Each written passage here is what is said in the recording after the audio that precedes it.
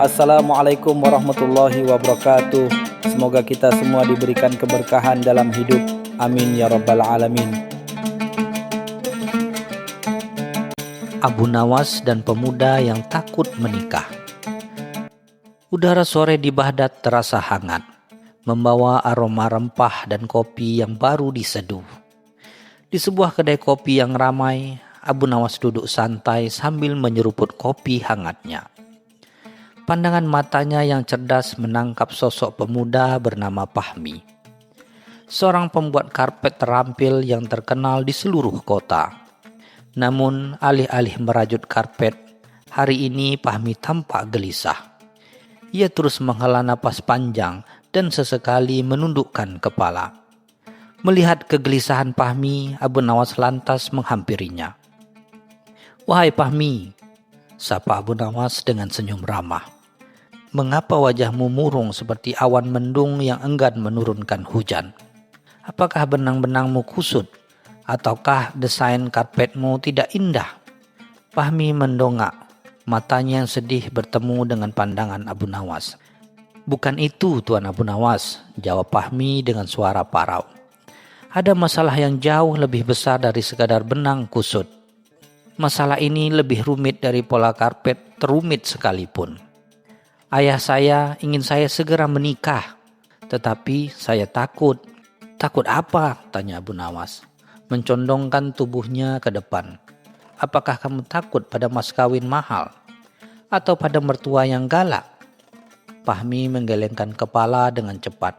"Bukan, Tuan. Saya takut tanggung jawab," katanya jujur. "Saya khawatir tidak bisa membahagiakan istri, tidak bisa memenuhi kebutuhannya, dan tidak bisa menjadi kepala rumah tangga yang baik. Bagaimana jika saya salah memilih? Bagaimana jika saya gagal?" Abu Nawas tersenyum bijaksana. Ia menepuk pundak Fahmi. "Fahmi, ketakutanmu itu seperti bayangan. Semakin kau lari, semakin besar ia mengejarmu. Bayangan itu hanya ada karena ada cahaya di belakangmu. Dan cahaya itu adalah cinta dan tanggung jawab. Cobalah hadapi bayangan itu, dan lihatlah betapa kecil ia sebenarnya." Abu Nawas mulai menceritakan sebuah perumpamaan tentang seekor burung yang takut terbang dari sarangnya. Tetapi setelah mencoba, ia menemukan keindahan dunia di atas sana. Cerita Abu Nawas sedikit menenangkan hati Fahmi. Ia merasa Abu Nawas adalah orang yang tepat untuk membantunya. "Tuan Abu Nawas," kata Fahmi, "apakah Anda punya cara untuk membuktikan bahwa saya bisa menjadi suami yang baik? Saya butuh keberanian itu." Abu Nawas mengangguk. "Tentu, Fahmi. Tapi keberanian itu bukan datang dari luar, melainkan dari dalam dirimu. Saya akan membantumu menemukannya. Kita akan melakukan sebuah latihan pernikahan yang unik. Saya akan memberikan tantangan yang akan menguji kesiapanmu. Jika kamu berhasil, kamu akan menemukan jawaban yang kau cari." Fahmi bingung, tetapi juga penasaran. Latihan pernikahan? Apa maksud Abu Nawas? Namun ia percaya pada Abu Nawas, sang penyair cerdas yang seringkali menemukan solusi dari masalah paling pelik sekalipun. "Baiklah Tuan Abu Nawas," kata Fahmi, dengan tekad yang mulai tumbuh. "Tantangan apapun saya siap." Abu Nawas tersenyum dan meminta Fahmi untuk datang keesokan harinya di kediamannya. Tepat sebelum matahari terbit, ia berjanji akan memberi petunjuk pertama dari latihan yang aneh ini. Keesokan harinya, pagi-pagi sekali Fahmi sudah berada di depan rumah Abu Nawas. Begitu pintu dibuka, Fahmi disambut dengan pemandangan yang tak terduga. Abu Nawas berdiri di sana dengan sebuah keranjang besar berisi sebuah anggur yang sudah ranum. Buah anggur itu tampak segar, tetapi juga sangat berat. "Selamat datang, Fahmi," sapa Abu Nawas. "Ini adalah tantangan pertamamu. Aku ingin kamu menggendong sekeranjang anggur ini ke rumahku di seberang sungai." Fahmi mengerutkan dahi. "Hanya itu, Tuan Abu Nawas. Mengapa tidak naik perahu saja?" tanya Fahmi. Abu Nawas tersenyum licik. Tentu, kau boleh naik perahu, tapi ada satu syarat yang sangat penting. Kamu harus mengangkat keranjang ini dengan kedua tanganmu, dan tidak boleh ada satupun buah anggur yang jatuh. Pahmi menelan ludah. Ia tahu menyeberangi sungai dengan perahu sambil membawa beban berat seperti itu bukanlah hal yang mudah. Pahmi segera memanggul keranjang itu dan melangkah dengan hati-hati menuju perahu. Setiap langkahnya terasa berat, dan perahu yang bergoyang di atas air membuat keseimbangan tidak stabil. Abu Nawas hanya mengamati dari pinggir sungai sambil menahan tawa.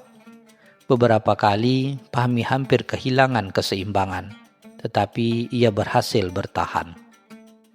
Keringat membasahi dahinya, tapi ia terus memegang keranjang itu dengan kuat. Setelah menempuh perjalanan yang melelahkan, Pahmi akhirnya tiba di seberang sungai dengan selamat. Ia meletakkan keranjang itu di tanah dan menghela napas panjang. "Apakah ada satu anggur yang jatuh?" tanya Abu Nawas sambil mendekat. Pahmi menggeleng. "Tidak ada, Tuan. Semua utuh." Abu Nawas tersenyum puas. "Bagus. Kau berhasil lulus ujian pertama. Kau telah membuktikan bahwa kau bisa membawa beban dengan hati-hati dan penuh tanggung jawab. Beban itu adalah istrimu, dan kamu tidak akan membiarkan buah cintamu jatuh." Pahmi mulai mengerti maksud Abu Nawas. Ini bukan hanya tentang anggur, melainkan tentang komitmen. "Lalu, apa ujian selanjutnya, Tuan?" tanya Pahmi bersemangat. "Tantangan berikutnya adalah tantangan kesabaran," kata Abu Nawas. "Temui aku di pusat pasar besok, saat matahari tepat di atas kepala kita." Pahmi mengangguk, merasa sedikit lebih percaya diri. Ia kini menyadari bahwa Abu Nawas tidak sedang mempermainkannya, tetapi benar-benar membimbingnya untuk menghadapi ketakutan terbesarnya. Di tengah keramaian pasar Baghdad yang ramai, Pahmi bertemu Abu Nawas. Abu Nawas membawa sebuah kantong kain usang. "Ini tantangan terakhirmu," kata Abu Nawas menyerahkan kantong itu. Di dalamnya ada sebuah kemeja sutra yang indah, tetapi di bagian bahunya terdapat robekan yang sangat panjang. "Aku ingin kamu menjahit kemeja ini agar menjadi sempurna lagi. Kamu harus menjahitnya di tengah keramaian ini, dan tidak boleh ada seorang pun yang menyadari bahwa kemeja ini pernah robek." Pahmi memandang kemeja itu, dan kemudian menatap kerumunan yang lalu lalang. Sulit sekali untuk berkonsentrasi di tengah kebisingan itu, apalagi menjahit dengan rapi. Abu Nawas tersenyum. "Ingatlah Pahmi, hubungan pernikahan itu seperti kemeja ini. Terkadang ada robekan atau masalah yang muncul, dan kau harus bisa menjahitnya dengan kesabaran, kelembutan, dan tanpa membuat orang lain tahu. Cobalah." Pahmi duduk di sudut pasar, mencoba mengabaikan hiruk-pikuk di sekitarnya. Ia mengambil jarum dan benang, lalu memulai menjahit dengan penuh konsentrasi. Setiap kali ada pedagang yang lewat dan menyenggolnya, ia terus menahan diri agar tidak marah. Setiap kali ada anak-anak berteriak, ia harus tetap fokus. Jarumnya menusuk dan menarik, perlahan tapi pasti, merapatkan setiap helai benang sutra. Ia menjahit dengan penuh kesabaran, memperbaiki kerobekan itu dengan ketekunan. Setelah beberapa jam, Pahri akhirnya menyelesaikan jahitannya. Ia merapikan kemeja itu dan menunjukkan hasilnya pada Abu Nawas. Jahitan itu sangat rapi, hampir tidak terlihat bahwa kemeja itu pernah robek. Abu Nawas mengambil kemeja itu dan memeriksanya dengan teliti. Ia mengangguk puas. "Luar biasa, Pahmi. Kau berhasil," katanya. "Kau telah membuktikan bahwa kau memiliki kebesaran untuk memperbaiki robekan dalam hidup." Abu Nawas mulai menatap Pahmi dengan mata berbinar. "Pahmi, lihatlah dirimu. Kau telah berhasil menggendong beban dengan penuh tanggung jawab, dan kau telah menjahit robekan dengan penuh kesabaran. Itu adalah dua hal paling penting dalam pernikahan. Jadi, apa kau masih takut?" Pahmi tersenyum dan menggelengkan kepalanya. Tidak, Tuan Abu Nawas. Jawabnya dengan penuh keyakinan. Saya sekarang tahu bahwa saya siap. Tantangan Anda telah membuka mata saya. Berapa bulan kemudian, Fahmi menikah dengan seorang gadis baik hati dari desa seberang. Pada acara pernikahannya, Abu Nawas datang membawa hadiah. Hadiah itu adalah sepasang karpet indah yang dirajut oleh Fahmi sendiri. Fahmi memeluk Abu Nawas. "Terima kasih, Tuan Abu Nawas," katanya. "Anda tidak hanya memberi saya keberanian untuk menikah, tetapi Anda juga membantu saya menemukan diri saya sendiri." Dan Abu Nawas hanya tersenyum, melihat pemuda yang dulu takut menikah, kini menjadi seorang suami yang berbahagia.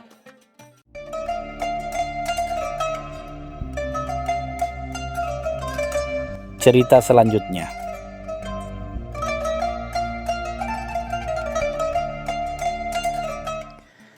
Di jantung kota Baghdad yang ramai, hiduplah Abu Nawas, seorang penyair cerdik yang reputasinya melampaui kejenakaannya. Suatu pagi yang cerah, saat sedang berjalan di pasar, ia melihat sebuah kerumunan aneh di dekat lapak seorang penjual bunga. Bukan kerumunan manusia, melainkan kerumunan lebah. Ribuan lebah berputar-putar tak henti di sekitar sudut pot bunga kecil. Bunga itu yang belum pernah ia lihat sebelumnya. Memiliki kelopak ungu gelap yang mengeluarkan aroma manis yang sangat kuat. Penjual bunga, seorang pria tua yang dikenal sebagai Syekh Al-Zahra, tampak bingung sekaligus bangga dengan fenomena tersebut. Abu Nawas mendekat dengan senyum licik. "Wahai Syekh," sapanya, "bunga macam apa ini? Ia sepertinya lebih terkenal daripada Sultan sendiri." Syekh Al-Zahra tersenyum bangga. "Ini adalah bunga Sultan Lebah, Abu Nawas. Aku menemukannya di pegunungan yang jauh. Ia memiliki aroma yang sangat kuat dan entah kenapa lebah sepertinya tidak bisa menolaknya." Mendengar itu, ide nangkal muncul di kepala Abu Nawas.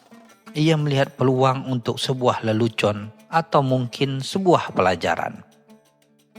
Kabar tentang bunga Sultan Lebah segera menyebar ke seluruh Baghdad, sampai ke telinga Khalifah Harun ar-Rasyid.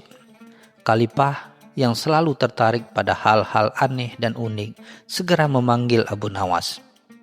"Abu Nawas, aku dengar ada bunga ajaib yang diserbu lebah. Aku ingin kau membawa bunga itu ke istana. Kita akan melihat apakah ia benar-benar sekuat yang orang-orang katakan," perintah Khalifah. Abu Nawas yang telah merencanakan sesuatu mengangguk setuju. Ia tahu bunga itu tidak akan bertahan lama di istana karena aroma yang terlalu kuat bisa mengganggu. Namun ia memiliki rencana yang lebih besar. Abu Nawas kembali ke pasar dan dengan hati-hati membeli pot bunga Sultan Lebah dari Syekh Al-Zahra. Ia tersenyum pada penjual tua itu, matanya berkedip penuh arti. "Syekh, jaga rahasia kita. Bunga ini akan menjadi kunci untuk sebuah pertunjukan yang tak terlupakan," bisiknya. Syekh Al-Zahra hanya tertawa, menganggap itu adalah salah satu lelucon Abu Nawas yang biasa. Namun di dalam hatinya ia merasa ada sesuatu yang lebih dari sekedar lelucon. Abu Nawas tiba di istana. Khalifah dan para menterinya sudah menunggunya di taman. Ia meletakkan pot bunga Sultan Lebah di atas meja marmer. Seketika taman yang tadinya tenang menjadi ramai dengan dengungan ribuan lebah yang berdatangan entah dari mana. Lebah-lebah itu mengerubungi bunga dengan gila-gilaan, membentuk awan hitam yang berputar-putar di atasnya. Khalifah Harun ar-Rasyid terkejut. "Luar biasa, bunga ini benar-benar menarik lebah," serunya. "Tapi ini juga akan mengganggu." Abu Nawas mengangguk. "Itulah yang saya pikirkan, Paduka. Bunga yang terlalu wangi akan selalu mengundang keramaian yang tak diinginkan." Khalifah Harun ar-Rasyid tertawa, tidak menyadari makna ganda dari perkataan Abu Nawas. Ia tidak tahu bahwa bunga itu hanya permulaan dari sebuah trik yang akan menguji kesabaran dan kecerdikannya.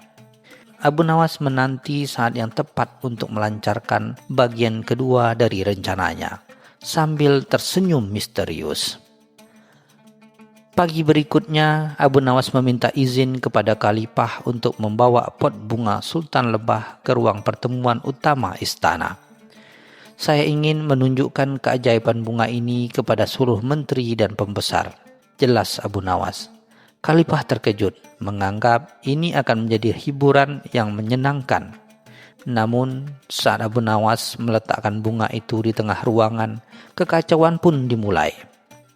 Lebah-lebah yang sebelumnya hanya berkumpul di taman, kini memenuhi ruangan mereka, berdesing di sekitar kepala para menteri, mendarat di jubah sutra mereka, dan bahkan mengancam makanan yang disajikan.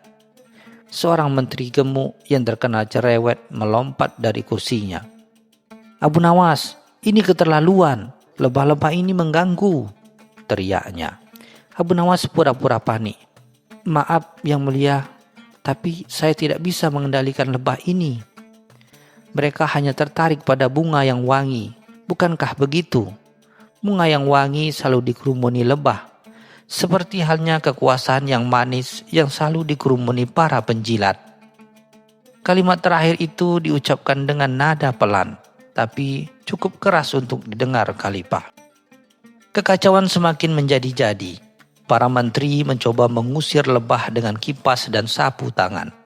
Tetapi lebah-lebah itu semakin agresif. Beberapa menteri bahkan melompat ke atas meja, berusaha menghindari sengatan. Khalifah Harun ar-Rasyid yang tadinya terhibur kini mulai kesal. "Abu Nawas, hentikan kegilaan ini. Bawa bunga terkutuk itu keluar dari istana," perintah Khalifah. Abu Nawas tersenyum licik. "Saya akan melakukannya, Paduka. Tapi bagaimana jika bunga yang wangi ini adalah metafora untuk hal-hal lain yang menarik perhatian tak diinginkan?" Abu Nawas selalu mengambil sebuah kain yang ditutupi pot bunga itu. Seketika lebah-lebah itu menjadi bingung. Mereka berputar-putar sejenak lalu perlahan-lahan terbang keluar melalui jendela. Ruangan kembali hening, meninggalkan para menteri yang kelelahan dan jengkel. Khalifah Harun ar-Rasyid menatap Abu Nawas dengan curiga. "Apa maksudmu dengan hal-hal lain, Abu Nawas?" tanyanya. Abu Nawas menunduk hormat, menyadari bahwa ia telah berhasil menanamkan benih kecurigaan. "Yang Mulia," jawab Abu Nawas dengan suara serius, "bunga ini hanya wangi, tetapi ia menarik ribuan lebah yang merepotkan. Sama seperti janji manis atau hadiah dari orang-orang yang tidak jujur. Mereka terlihat indah dan menguntungkan, tetapi di baliknya ada niat buruk yang sangat menyengat." Khalifah Harun ar-Rasyid memikirkan kata-kata itu. Ia baru saja menerima banyak hadiah dari seorang pejabat yang terkenal korup. Ia mulai melihat kesamaan antara lebah-lebah yang mengganggu dan para penjilat di sekitarnya. Meskipun demikian, Khalifah merasa Abu Nawas telah melangkah terlalu jauh. Ia telah menciptakan kekacauan dan mempermalukan para menteri. "Abu Nawas, leluconmu kali ini tidak terlalu berlebihan," kata Khalifah dengan nada dingin. "Sebagai hukuman, kamu harus menyelesaikan masalah yang kamu buat sendiri. Buang bunga ini jauh-jauh dari Baghdad dan pastikan lebah-lebah itu tidak kembali lagi ke istanaku." Abu Nawas tersenyum. Inilah yang diharapkan. Misi sesungguhnya baru saja dimulai. Abu Nawas meninggalkan istana dengan pot bunga Sultan Lebah di tangannya.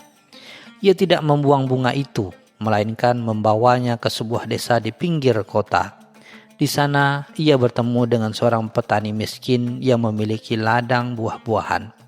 Ladang petani itu tidak subur dan jarang menghasilkan buah, karena tidak ada lebah untuk membantu penyerbukan. Abu Nawas tersenyum. "Wahai petani, saya memiliki sebuah bunga ajaib untukmu. Jika kamu menanamnya di ladangmu, lebah-lebah akan berdatangan dan ladangmu akan makmur." Petani itu yang tidak tahu menahu tentang kekacauan di istana dengan senang hati menerima bunga itu. Abu Nawas membantunya menanam bunga itu di tengah ladang. Tak lama kemudian lebah-lebah mulai berdatangan. Mereka tidak hanya mengumpulkan nektar dari bunga sultan lebah, tetapi juga membantu menyerbuki tanaman buah-buahan di sekitarnya. Ladang yang tadinya gersang perlahan-lahan mulai berbunga dan menghasilkan buah.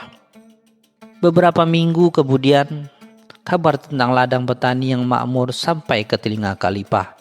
Karena penasaran, ia dan beberapa menterinya pergi ke desa itu. Mereka terkejut melihat ladang yang subur penuh dengan buah-buahan yang ranum. Dan paling mengejutkan, ribuan lebah berterbangan di sana. Namun lebah-lebah itu tidak menyerang. Mereka tidak mengumpulkan nektar.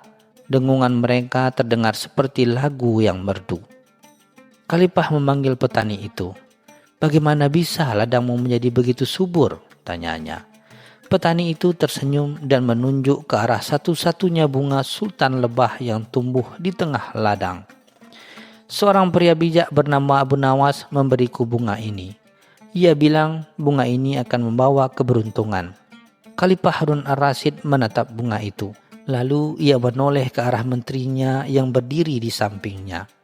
Mereka semua terdiam, menyadari arti dari semua kejadian ini. Khalifah Harun ar-Rasyid akhirnya mengerti, bunga yang wangi dan menarik lebah tidak selalu buruk. Jika diletakkan di tempat yang tepat, ia bisa menjadi sumber kehidupan dan kemakmuran. Ia menyadari bahwa kekayaan dan kekuasaan bunga bisa menarik orang-orang yang hanya ingin mengambil keuntungan, lebah yang mengganggu. Tetapi jika digunakan untuk kebaikan, ia bisa membawa manfaat bagi banyak orang. Saat mereka kembali ke istana, Khalifah Harun ar-Rasyid memanggil Abu Nawas.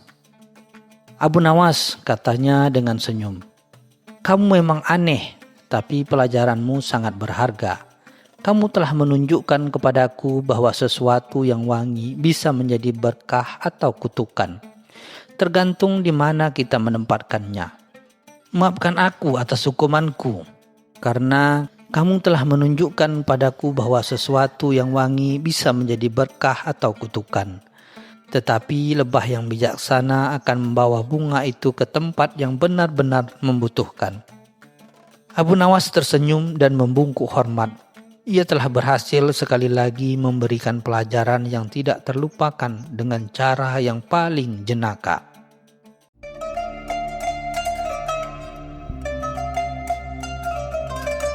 Cerita selanjutnya.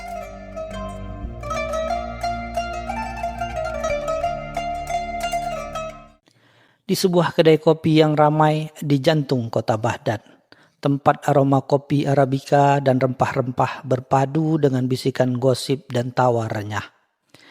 Abu Nawas duduk santai sambil menyeruput kopinya.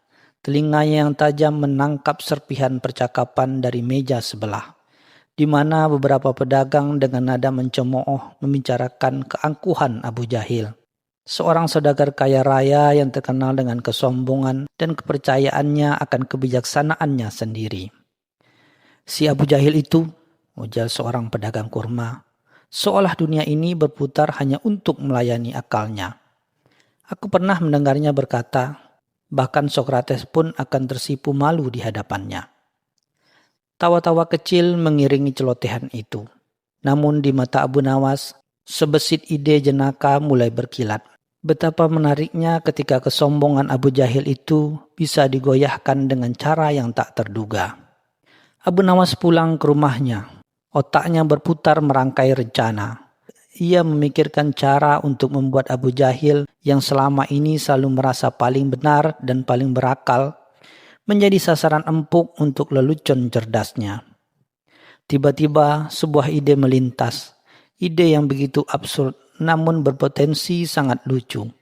Ia akan berpura-pura meminta nasihat dari Abu Jahil. Idenya adalah membuat permohonan nasihat yang begitu gila dan tidak masuk akal, sehingga Abu Jahil akan terpaksa mengaku keterbatasannya atau justru memberikan nasihat yang semakin memperlihatkan kebodohannya sendiri. Ini bukan hanya lelucon, tetapi juga sebuah eksperimen sosial yang menarik bagi Abu Nawas, menguji betapa jauh kesombongan seorang dapat membutakan akalnya. Keesokan harinya, Abu Nawas mulai mempersiapkan penampilannya. Ia sengaja memilih pakaian yang paling lusuh. Rambutnya dibiarkan agak berantakan, dan wajahnya dibuat seolah-olah sedang dilanda keresahan yang mendalam. Ia ingin terlihat seperti seorang yang benar-benar putus asa dan kehabisan akal, berharap akan mendapat simpati atau setidaknya rasa ingin tahu dari Abu Jahil. Sebelum berangkat ke kediaman Abu Jahil yang megah, Abu Nawas berlatih di depan cermin. Ia mencoba berbagai ekspresi, mulai dari cemberut, sedih, hingga pandangan kosong yang putus asa. Ia bahkan menyiapkan beberapa kalimat pembuka yang dramatis. Semua demi meyakinkan Abu Jahil bahwa ia sedang menghadapi masalah yang sangat rumit, yang hanya bisa dipecahkan oleh kebijaksanaan setinggi langit milik sang saudagar sombong. Dengan langkah disengaja terlihat gontai, Abu Nawas akhirnya tiba di gerbang rumah Abu Jahil yang menjulang tinggi. Penjaga gerbang yang mengenali Abu Nawas sebagai seorang seniman humor namun terkadang merepotkan, sempat menolak masuk. Namun setelah Abu Nawas dengan nada meratap menjelaskan bahwa ini adalah masalah hidup dan mati yang membutuhkan campur tangan sang tuan besar, akhirnya ia diizinkan masuk setelah menunggu cukup lama.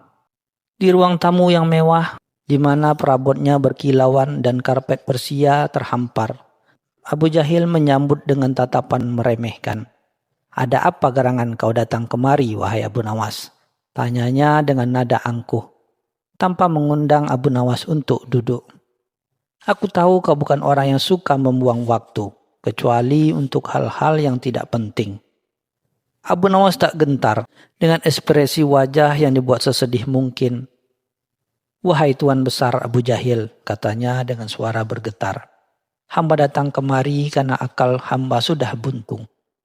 Hamba telah mencoba segala cara, namun tak ada satupun yang berhasil. Hanya Tuanku yang memiliki kebijaksanaan yang tak terbatas, yang mungkin bisa menolong hamba keluar dari masalah pelik ini." Abu Jahil menyeringai puas mendengar pujian itu.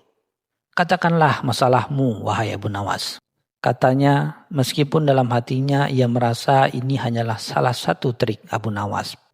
"Jika memang akalmu buntu, itu berarti masalahnya memang tidak sebanding dengan kehebatan akalku." Abu Nawas menarik napas panjang, lalu memulai ceritanya yang dibuat-buat. "Tuan, akhir-akhir ini hamba sering sekali merasa bingung. Bingung bagaimana caranya membuat bulan bersinar lebih terang di malam hari, dan matahari bersinar lebih redup di siang hari, agar hamba bisa menanam sayuran yang tumbuh di kedua waktu tanpa harus menunggu pergantian hari." Abu Jahil terdiam, matanya berkedip-kedip. Ia mencoba mencerna perkataan Abu Nawas yang sangat tidak masuk akal itu. Ia berpikir, ini pasti lelucon. Tapi raut wajah Abu Nawas begitu meyakinkan, penuh keputusasaan. Abu Jahil yang angkuh itu tidak ingin terlihat bodoh atau tidak mampu memberikan nasihat. Ia merasa terjebak. "Apa?" seru Abu Jahil, berusaha menyembunyikan kebingungannya dengan nada tinggi. "Bagaimana mungkin kau menanyakan hal itu? Itu melanggar hukum alam, mustahil." Abu Nawas tetap pada perannya. "Justru itu, Tuan. Hamba tahu itu mustahil, tapi hati hamba terus gelisah memikirkannya. Mungkin Tuanku punya cara yang belum terpikirkan oleh akal kami yang dangkal ini." Abu Jahil terdiam. Keringat dingin mulai membasahi dahinya. Ia harus memberikan nasihat. Tetapi nasihat apa untuk permintaan sesinting itu? Abu Jahil mundar-mandir di ruang tamunya. Otaknya bekerja keras mencari jawaban. Ia tidak bisa mengakui ketidakmampuannya di hadapan Abu Nawas yang dianggapnya remeh. Harga dirinya terlalu tinggi untuk itu. Ia mencoba memikirkan solusi yang paling tidak masuk akal, berharap Abu Nawas akan menyerah dengan sendirinya. Namun semakin ia berpikir, semakin ia menyadari betapa konyolnya permintaan Abu Nawas, dan betapa konyolnya ia sendiri karena berusaha mencari jawabannya. "Dengar Abu Nawas," kata Abu Jahil akhirnya, dengan suara yang agak serak.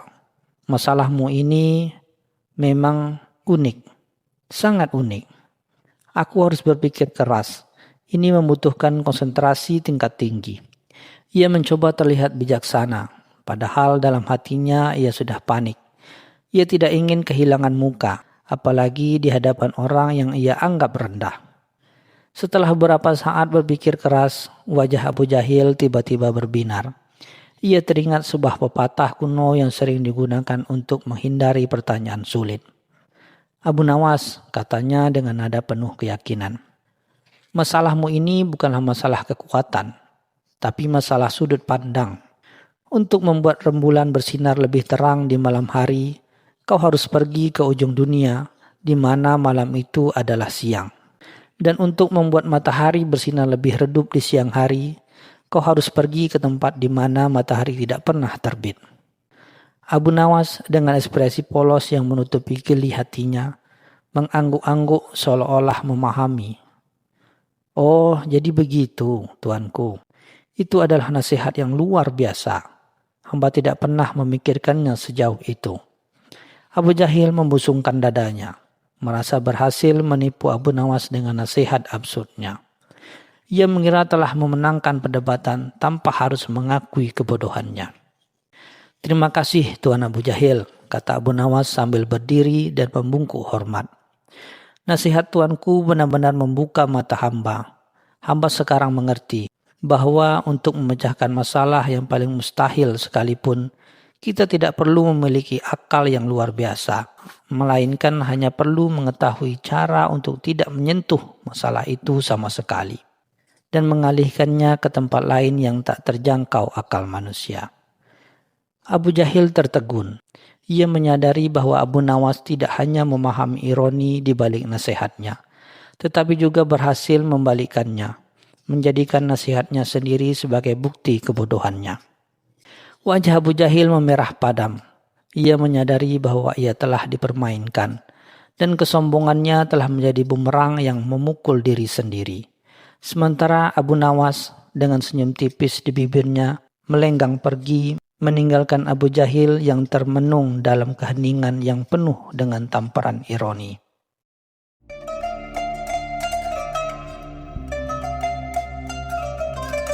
Cerita selanjutnya.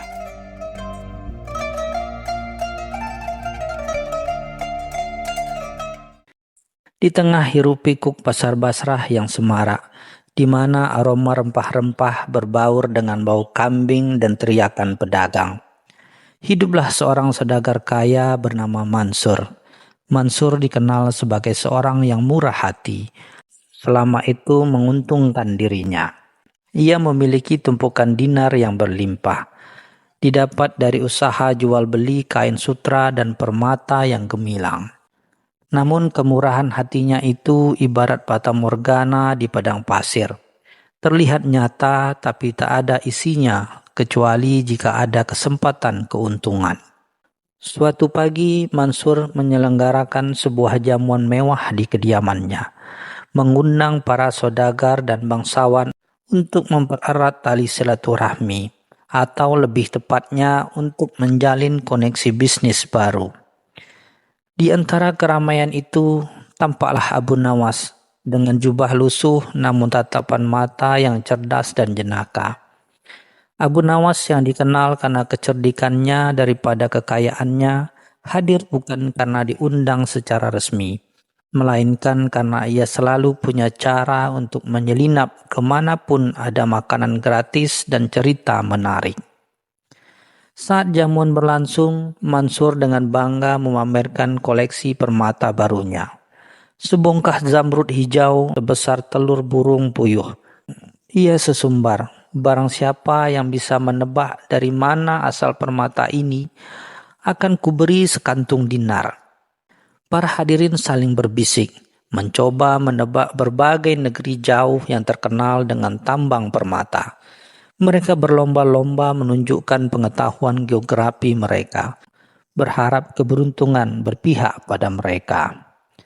Abu Nawas hanya tersenyum tipis, mengamati hiruk-pikuk itu dari sudut ruangan. Ia tahu betul, taruhan Mansur bukan sekadar tebak-tebakan, melainkan sebuah ujian keserakahan. Begitu ada yang berhasil menebak, atau lebih tepatnya mendekati jawaban yang diharapkan Mansur, pasti akan ada syarat-syarat tersembunyi di baliknya. Dan benar saja, setelah puluhan tebakan salah, Mansur tertawa terbahak-bahak. Tidak ada yang tahu permata ini adalah hadiah dari seorang raja yang kuajak berinvestasi. Kekecewaan melingkupi para hadirin, namun Abu Nawas justru mendekat. Dengan suara tenang ia berkata, "Permata ini sungguh indah, Tuan Mansur. Tapi keindahannya akan lebih bersinar jika diiringi dengan kisah nyata, bukan hanya janji." Mansur mengerutkan kening, tidak mengerti maksud Abu Nawas. "Apa maksudmu, hai pengemis?" tanyanya dengan nada merendahkan. "Maksudku, Tuan Mansur," jawab Abu Nawas dengan senyum simpul. "Orang akan berteman dengan Anda karena dinar Anda. Mereka akan bermusuhan dengan Anda karena hutang mereka kepada Anda. Tapi apakah ada yang berteman dengan Anda karena akal Anda?" Mansur terdiam. Kata-kata Abu Nawas menohok relung hati yang paling dalam, yang selama ini hanya diisi oleh suara gemercik koin. Ia menyadari semua teman yang hadir di jamuan ini memang datang karena kekayaannya, bukan karena ia sebagai pribadi. Beberapa hari setelah jamuan itu, Mansur masih dihantui oleh perkataan Abu Nawas. Ia mulai memperhatikan tingkah laku teman-temannya. Mereka memang selalu hadir di setiap undangan, memuji-muji kekayaannya, tapi jarang sekali memberikan saran yang jujur atau sekedar mendengarkan keluh kesahnya. Keraguan mulai tumbuh di hatinya, perlahan menggerogoti keyakinan pada arti sebuah persahabatan sejati. Mansur akhirnya memutuskan untuk mencari Abu Nawas. Ia menemukan sang penyair sedang menikmati secangkir kopi pahit di sebuah kedai kecil yang ramai. "Abu Nawas," sapa Mansur dengan nada lebih ramah dari biasanya. "Perkataanmu tentang akal itu terus-terusan mengganggu pikiranku. Jelaskan maksudmu lebih jauh." Abu Nawas tersenyum, mengisyaratkan Mansur untuk duduk di sampingnya. "Tuan Mansur," kata Abu Nawas, "ada sebuah permainan catur yang sering kumainkan. Setiap bidiknya mempunyai peran. Ada raja, ratu, kuda, menteri, benteng, dan pion. Semuanya penting. Tapi yang paling diandalkan adalah akal yang menggerakkan mereka." Mansur mengangguk. Masih belum sepenuhnya mengerti arah pembicaraan Abu Nawas. "Tapi apa hubungannya dengan pertemanan?" tanyanya penasaran. "Sama seperti bidik catur, setiap orang mempunyai peran dalam hidupmu, Tuan Mansur. Ada yang datang hanya untuk mengambil, ada yang hanya untuk menyanjung, dan ada pula yang dengan tulus memberikan akalnya. Mereka yang berakal akan memintamu berpikir, bukan sekadar menerima apa yang mereka katakan. Mereka tak takut mengatakan kebenaran, bahkan jika itu menyakitkan. Itulah teman sejati, yang berteman karena akal, bukan karena dinar." Mansur mulai memahami. Ia teringat bagaimana teman-temannya selalu memuji setiap keputusannya, bahkan saat ia tahu itu keliru. Ia tak pernah mendengar kritik yang membangun, hanya pujian kosong yang memekakkan telinga. Ia merasa seperti seorang raja yang dikelilingi oleh para penjilat. "Jadi bagaimana aku bisa menemukan teman yang berteman karena akalku?" tanya Mansur dengan nada putus asa. Abu Nawas tersenyum simpul. "Mudah saja, Tuan Mansur. Besok malam adakan jamuan lagi. Tapi kali ini jangan memamerkan kekayaanmu. Jangan berjanji apapun. Cukup katakan bahwa Anda sedang menghadapi masalah besar dan Anda butuh saran yang jujur dari mereka. Lihat siapa yang datang dan siapa yang pergi." Mansur merenung sejenak. Wajahnya menunjukkan perjuangan batin yang hebat. Ia tak pernah membayangkan hidup tanpa memamerkan kekayaannya. Malam berikutnya, di kediaman Mansur yang megah, suasananya jauh berbeda dari jamuan sebelumnya. Cahaya lilin remang-remang, hidangan sederhana, dan yang paling mencolok, kursi-kursi kosong yang berjejer rapi. Hanya segelintir orang yang datang. Beberapa di antara adalah tetangga dekat yang sederhana, dan tentu saja Abu Nawas. Mansur duduk di singgasananya, namun kali ini tanpa kesombongan, melainkan dengan wajah sendu. Saudara-saudaraku, Mansur memulai dengan suara berat. Malam ini aku mengundang kalian bukan untuk bersenang-senang, melainkan untuk berbagi masalah. Usahaku sedang lesu, dan aku khawatir akan kehilangan segalanya. Para hadirin yang tersisa saling pandang. Beberapa melihat cemas, yang lain ragu-ragu. Mereka biasanya berkoar-koar dengan saran bisnis yang muluk-muluk. Kini terdiam 1000 bahasa. Seorang pedagang tua, Karim, yang selama ini jarang bicara, akhirnya angkat bicara. "Tuan Mansur," katanya pelan, "Anda terlalu boros dalam memamerkan kekayaan. Daripada menggelar jamuan mewah ini, mengapa tidak berinvestasi pada gudang penyimpanan yang lebih baik atau mencari pemasok kain sutra yang lebih murah?" Saran itu menusuk, namun Mansur justru merasa lega. Itu adalah kritik yang membangun, sesuatu yang langka ia dengar. Abu Nawas hanya mengangguk setuju. Matanya berbinar melihat perubahan pada Mansur. Satu persatu orang-orang tersisa mulai memberikan saran jujur mereka. Bahkan ada yang menawarkan bantuan kecil sesuai kemampuan mereka. Tidak ada lagi pujian berlebihan, tidak ada lagi janji kosong. Yang ada hanyalah kejujuran dan kepedulian yang tulus. Mansur tersenyum, senyum tulus yang belum pernah ia rasakan sebelumnya. Sejak malam itu, kehidupan Mansur berubah drastis. Ia tidak lagi mengejar pertemanan yang didasari oleh uang. Ia belajar mendengarkan kritik, menerima saran, dan membedakan antara pujian palsu dan kejujuran yang pahit. Bisnisnya memang tidak langsung meroket, tapi ia merasa lebih kaya dari sebelumnya. Ia menemukan ketenangan batin yang jauh lebih berharga daripada tumpukan dinar. Abu Nawas dan Mansur menjadi teman dekat, bukan karena Mansur punya dinar, melainkan karena Mansur akhirnya mau menggunakan akalnya.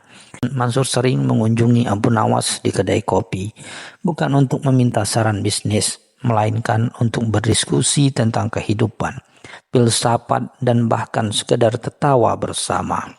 Mereka membuktikan di tengah Baghdad yang gemerlap dengan uang dan kekuasaan, persahabatan sejati tetaplah tumbuh subur di atas landasan akal dan kejujuran.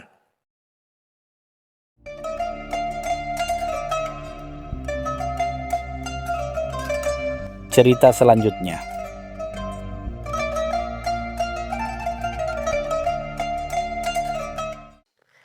Di tepian sungai Tigris, di antara kemegahan Baghdad dan gemuruh dengan hiruk pikuk pasar dan istana khalifah, berdiri sebuah gubuk kecil. Dindingnya terbuat dari lumpur yang mengering, beratapkan daun palma yang dianyam seadanya, dan lantainya hanya tanah yang padat. Inilah rumah Abu Nawas, kediaman seorang pujangga yang namanya sering disebut-sebut. Bukan karena kekayaannya, melainkan karena kecerdasan dan kelucuannya yang tak ada duanya. Meski sederhana, gubuk itu selalu diselimuti aura kedamaian yang aneh. Seolah setiap hembusan angin membawa bisikan doa-doa tulus. Orang-orang sering bertanya-tanya, bagaimana bisa seorang begitu dihormati seperti Abu Nawas hidup dalam kesederhanaan ekstrim?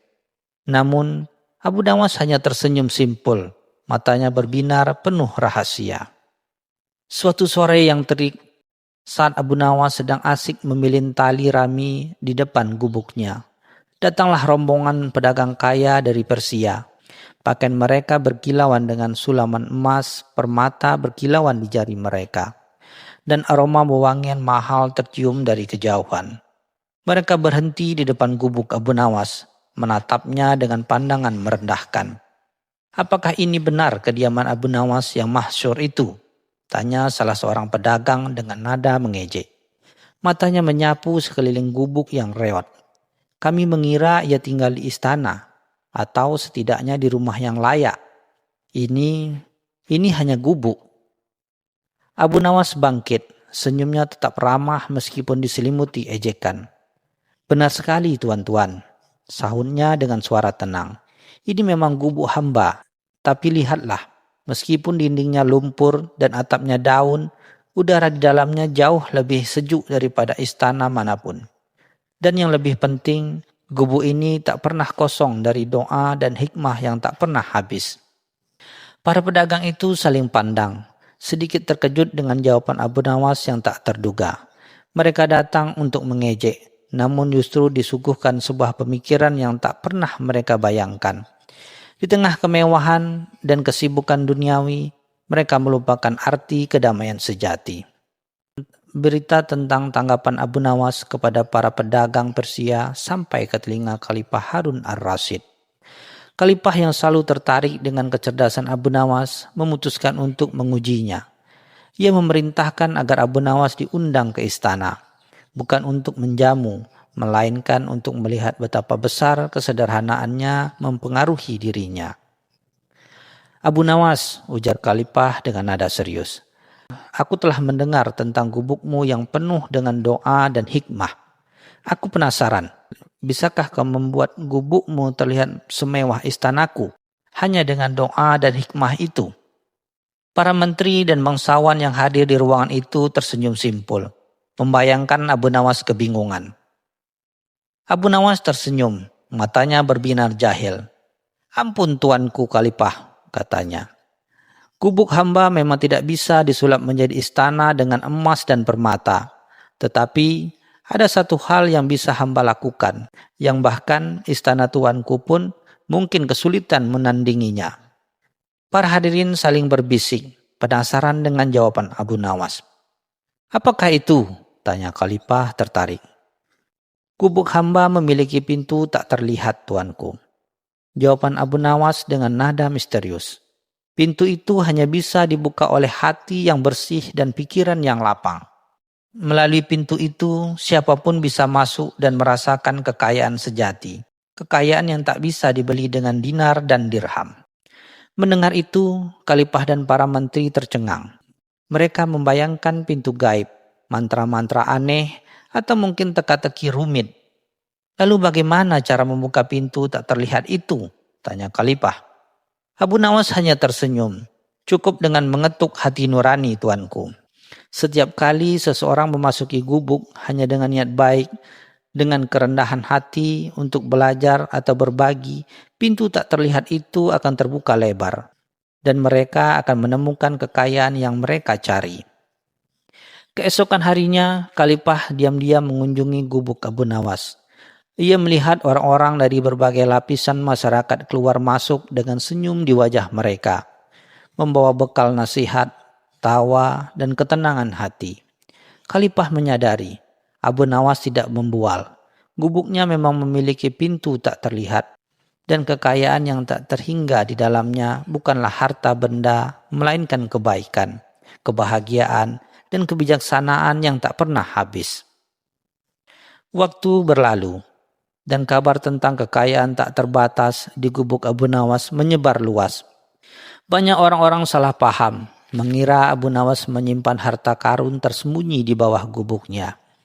Beberapa pencuri serakah bahkan mencoba membongkar gubuk itu di malam hari, namun selalu pulang dengan tangan kosong dan kebingungan. Suatu malam, dua pencuri putus asa berhasil masuk ke dalam gubuk Abu Nawas. Mereka mengobrak-abrik setiap sudut, mencari celah di dinding, bahkan menggali lantai tanah. Tetapi yang mereka temukan hanya beberapa buku tua, sehelai tikar usang, dan sebuah lampu minyak. "Ini gubuk kosong," teriak salah satu pencuri frustasi. Abu Nawas yang bangun karena keributan menyalakan lampunya. Ia menatap kedua pencuri itu dengan senyum tulus. "Saudara-saudaraku," katanya, "kalian telah bekerja keras malam ini. Sayang sekali kalian mencari harta di tempat yang salah. Harta yang kalian cari tidak bisa dilihat dengan mata kepala, apalagi dibawa pergi." Kedua pencuri itu menatap Abu Nawas bingung. "Lalu di mana harta itu?" tanya yang lain. Nada suaranya sedikit melunak karena kebingungan. "Harta itu ada di sini," kata Abu Nawas sambil menunjuk dadanya. dan di dalam hati, dan juga ada di sini. Ia menunjuk buku-buku lusuh di rak. Di dalam setiap kata-kata bijak yang tertulis, warisan yang tak pernah habis adalah ilmu, kebijaksanaan, dan kebaikan yang kita bagikan. Para pencuri itu terdiam. Kata-kata Abu Nawas menohok relung hati mereka yang paling dalam. Mereka datang untuk mencari materi, tetapi justru diberi pelajaran tentang warisan yang sesungguhnya. Mereka pergi dari gubuk Abu Nawas bukan dengan rampasan, melainkan dengan pemikiran baru, sebuah benih kesadaran yang mulai tumbuh. Sejak hari itu, gubuk Abu Nawas tak lagi hanya dikenal sebagai tempat sang pujangga tinggal, tetapi juga sebagai mercusuar kebijaksanaan. Orang-orang datang bukan hanya untuk meminta bantuan atau hiburan, melainkan untuk belajar, untuk merasakan aura doa dan hikmah yang memang tak pernah habis di gubuk kecil itu.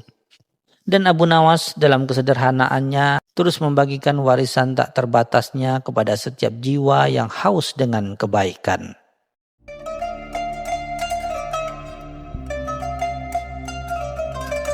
Cerita selanjutnya.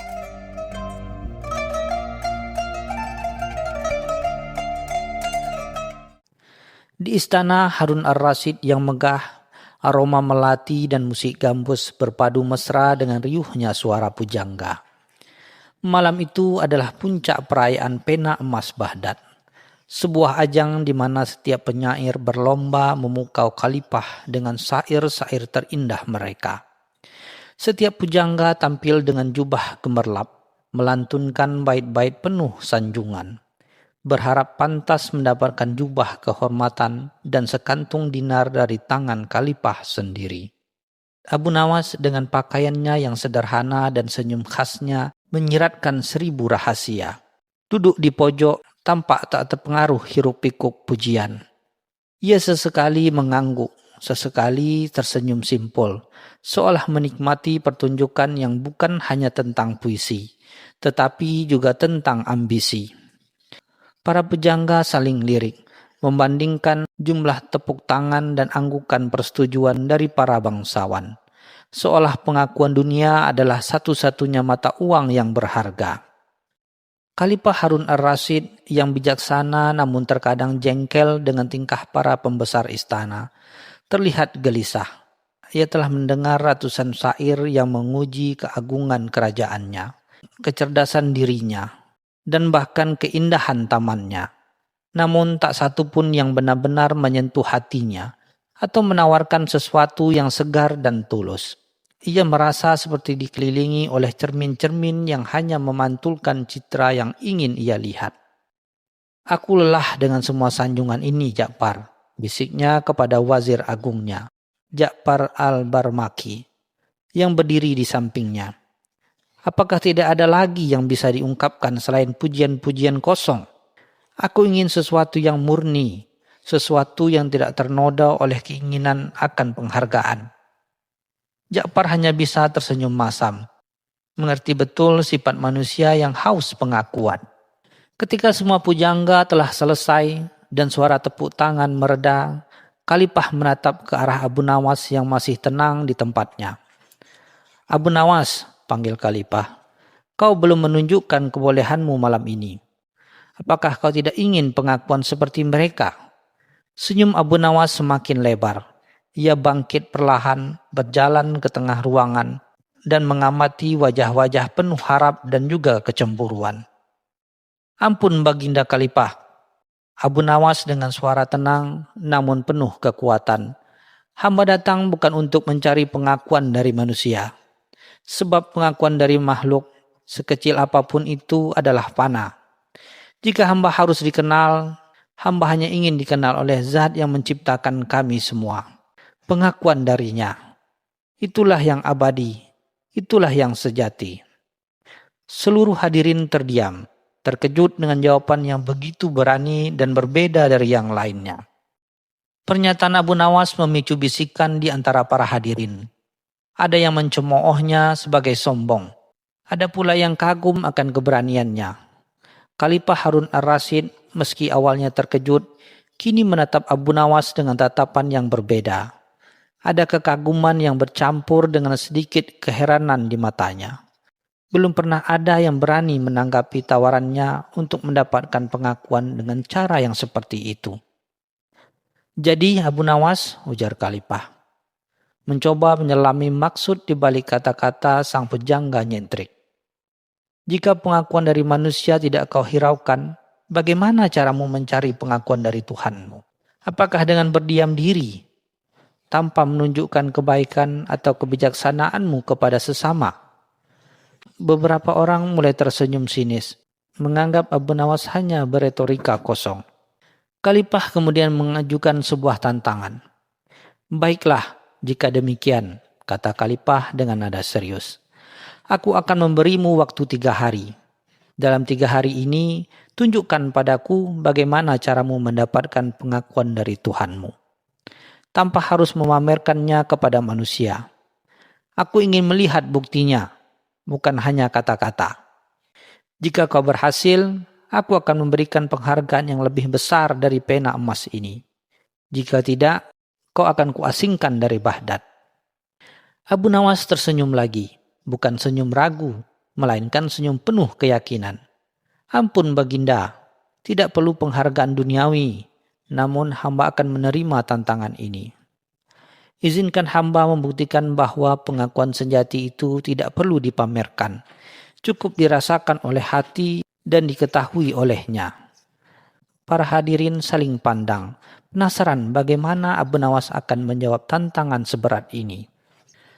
Selama 3 hari berikutnya, Abu Nawas menghilang dari hiruk-pikuk istana. Ia tidak terlihat di pasar, tidak berkumpul dengan teman-temannya, bahkan tidak mengunjungi kedai kopi favoritnya. Beberapa mata-mata Khalifah melaporkan bahwa Abu Nawas hanya terlihat pulang pergi dari rumahnya, membawa kantong-kantong kain kosong, lalu kembali dengan kantong-kantong yang entah berisi apa. Tidak ada tanda-tanda ia melakukan perbuatan mencolok, tidak ada keramaian yang mengiringi langkahnya. Berbagai spekulasi pun bermunculan. Ada yang menduga Abu Nawas sedang bersembunyi karena takut. Ada pula yang yakin ia sedang melakukan ritual aneh untuk menarik perhatian Tuhan. Namun tidak ada yang benar-benar tahu apa yang dilakukan Abu Nawas selama 3 hari yang penuh misteri itu. Kebingungan dan rasa ingin tahu menyelimuti Baghdad, menanti hasil dari tantangan Khalifah yang tak biasa ini. Hari ketiga tiba dan suasana istana terasa tegang. Khalifah Harun ar-Rasyid duduk di singgasananya, dikelilingi para wazir dan pembesar. Semuanya menatap pintu dengan cemas, menanti kedatangan Abu Nawas. Desas-desus tentang kegagalan Abu Nawas telah beredar luas. Banyak yang percaya ia tidak akan mampu memenuhi tantangan Khalifah. Sebab bagaimana mungkin seorang bisa menunjukkan pengakuan dari Tuhan tanpa perantara manusia. Tetapi tepat ketika matahari mulai condong ke barat, Abu Nawas muncul, berjalan santai dengan senyum seperti biasa. Ia tidak membawa jubah megah atau hadiah mewah. Di tangannya, ia hanya membawa sebuah tas kulit usang dan sebuah cangkir tanah liat. Para hadirin saling berbisik, bertanya-tanya apa yang akan ia tunjukkan sebagai bukti. Ja'far al-Barmaki tampak menahan senyum geli, menduga Abu Nawas akan melontarkan lelucon. "Abu Nawas," ujar Khalifah, suaranya mengundang sedikit keraguan. "Sudah 3 hari berlalu. Apa yang telah kau lakukan untuk mendapatkan pengakuan dari Tuhanmu? Dan bagaimana kau bisa membuktikannya kepadaku tanpa pengakuan manusia?" Abu Nawas meletakkan tas dan cangkirnya di hadapan Khalifah. "Ampun Baginda," mulainya. "Selama 3 hari ini hamba pergi ke sudut-sudut Baghdad yang jarang terjamah. Hamba bertemu dengan seorang janda tua yang kelaparan, seorang anak yatim piatu yang kedinginan, dan seorang musafir yang sakit tanpa siapapun." Ia melanjutkan, "Hamba tidak membawa makanan dan pakaian yang mewah. Hamba hanya membawa apa yang paling sederhana. Segelas air bersih untuk yang haus, sepotong roti kering untuk yang lapar, dan selimut tipis untuk yang kedinginan. Hamba melakukannya dalam kesunyian. tanpa ada saksi mata, tanpa mengharapkan ucapan terima kasih atau pujian dari mereka. Hamba yakin bahwa setiap tetes kebaikan yang dilakukan dalam keikhlasan akan sampai kepadanya, dan itu adalah petunjuk pengakuan yang paling murni. Khalifah Harun ar-Rasyid terdiam, menatap Abu Nawas dengan pandangan yang perlahan berubah. Ia teringat akan ucapan Ja'far tentang beberapa laporan aneh mengenai seseorang yang diam-diam kaum papa di pinggir kota. Namun tak pernah ada yang tahu siapa pelakunya. Abu Nawas menunjuk ke arah cangkir tanah liat yang ia bawa. "Lihatlah Baginda," katanya. "Cangkir ini kosong." Begitulah hati manusia yang haus pengakuan dunia. Ia selalu ingin diisi namun tak pernah merasa penuh. Tetapi pengakuan dari Tuhan, Baginda, tidak membutuhkan wadah. Ia mengisi seluruh jiwa, bahkan ketika tak ada mata yang melihat. Khalifah tersenyum, senyum yang tulus, jauh berbeda dari senyum formalnya di awal acara. "Abu Nawas," katanya, suaranya penuh haru. "Kau benar. Pengakuan sejati memang tidak perlu dipamerkan. Keikhlasanmu itulah bukti yang paling nyata. Kau telah menunjukkan kepadaku bahwa kemuliaan sejati bukan pada apa yang kita dapatkan dari manusia, tetapi pada apa yang kita berikan dengan hati yang tulus, dan hanya untuknya." Sejak saat itu, Abu Nawas tidak lagi hanya dikenal sebagai pujangga istana yang jenaka, tetapi sebagai sosok yang kebijaksanaannya melampaui pemahaman duniawi. Seorang yang hidupnya berprinsip pada ketika semua butuh pengakuan, Abu Nawas cukup ingin dikenal oleh Tuhan.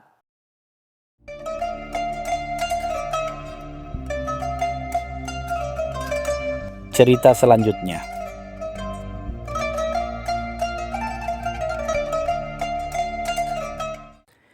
Matahari Baghdad siang itu terasa terik menyengat, namun keramaian pasar tak pernah surut.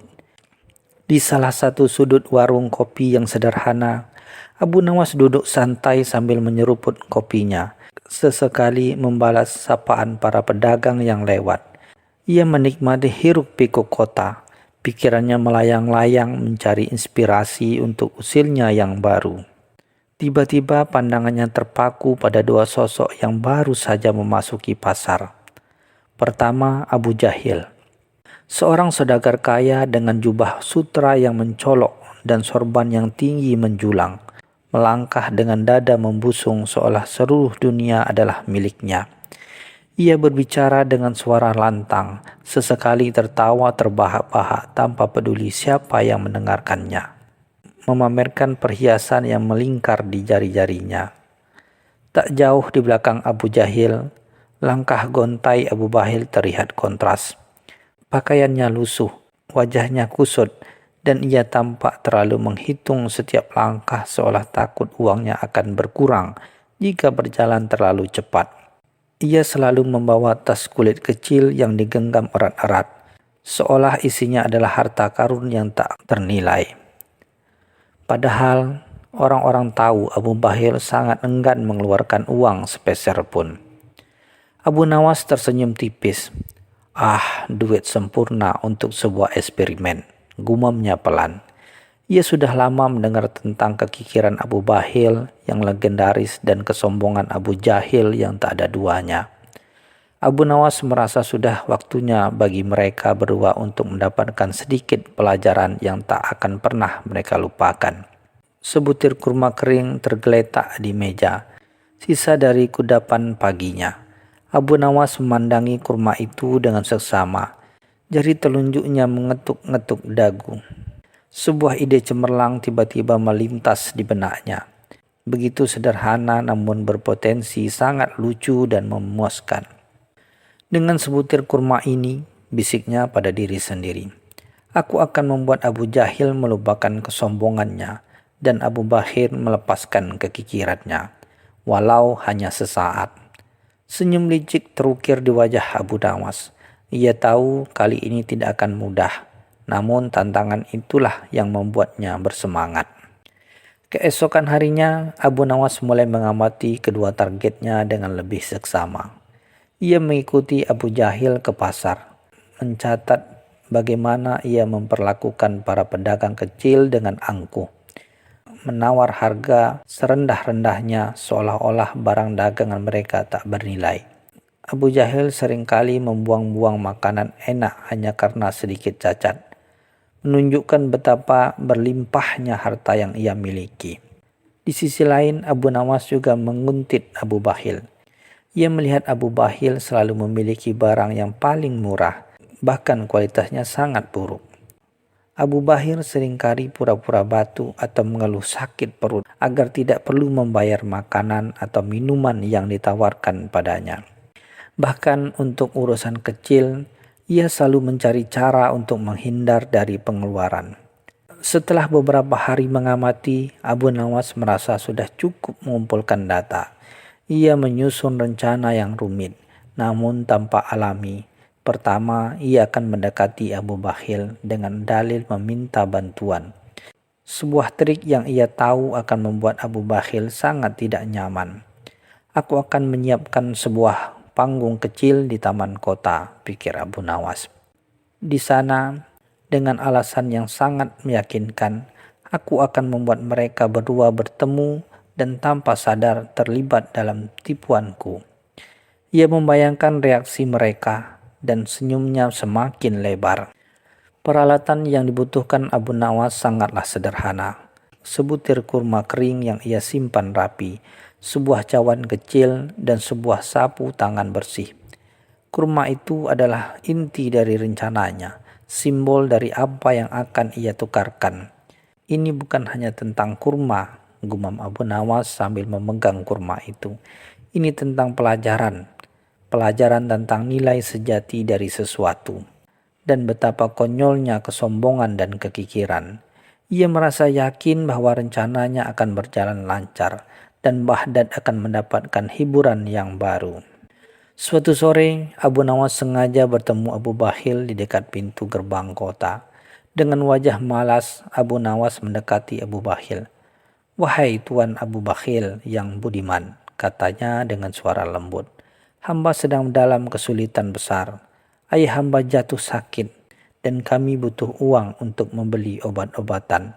Bisakah Tuan sudi meminjamkan hamba beberapa dirham?" Abu Bahil seperti yang sudah diperkirakan Abu Nawas langsung pucat pasi.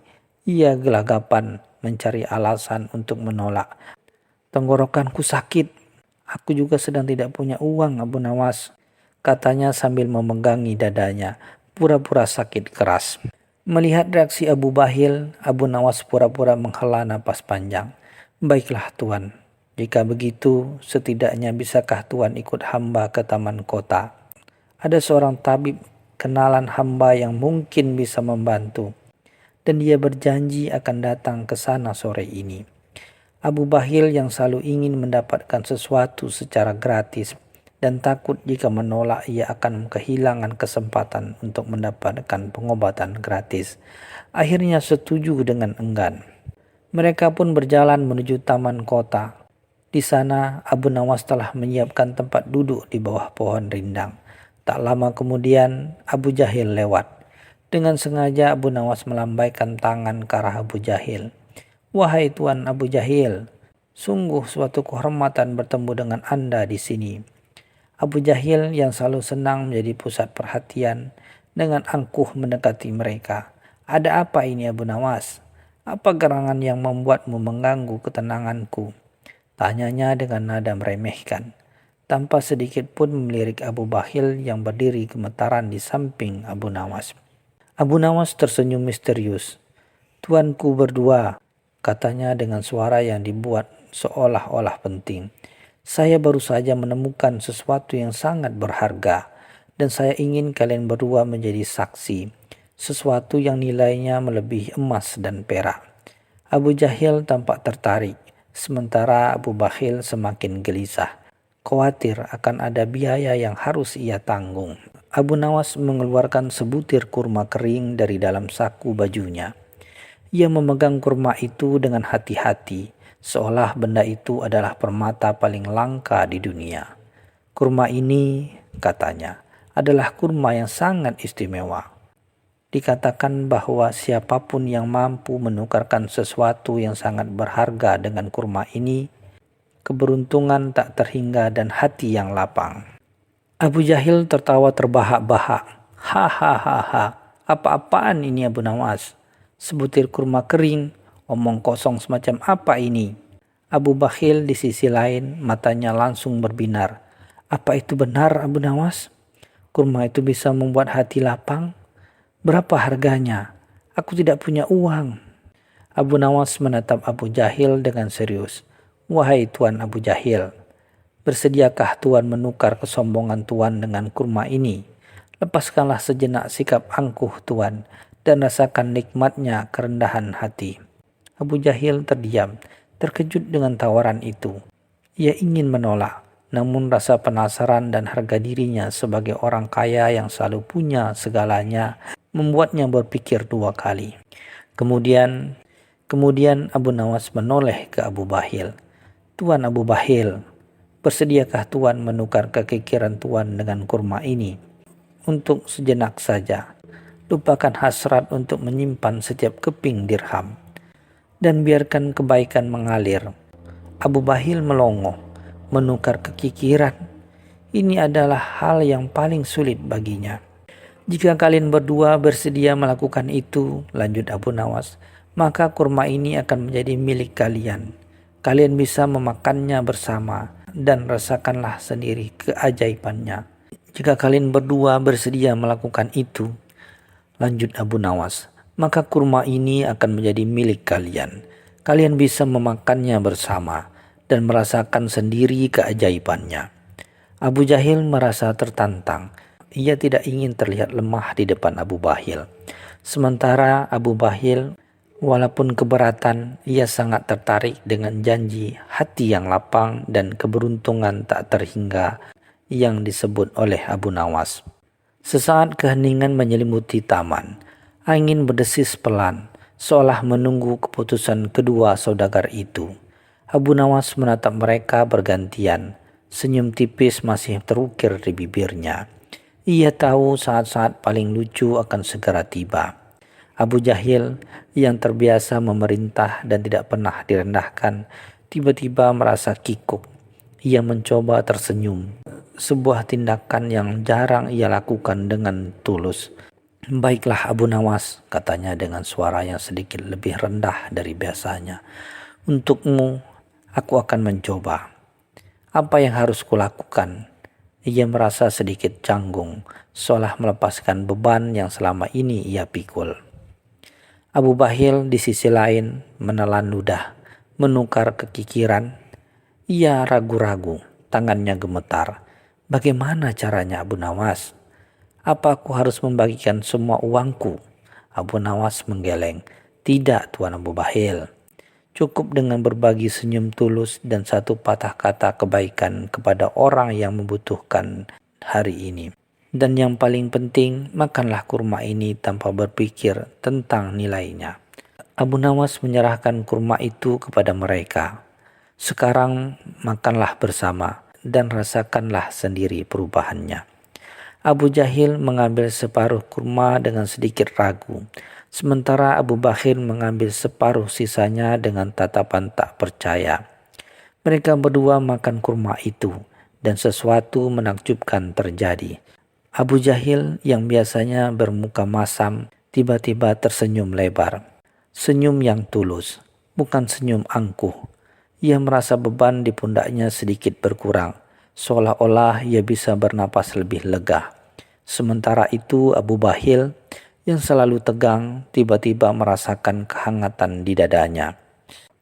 Ia merasa ringan dan untuk pertama kalinya dalam waktu yang lama ia tidak memikirkan uang sepeser pun. Abu Jahil menatap Abu Bakhil dan tanpa sadar ia menawarkan salah satu perhiasan kepada Abu Bakhil.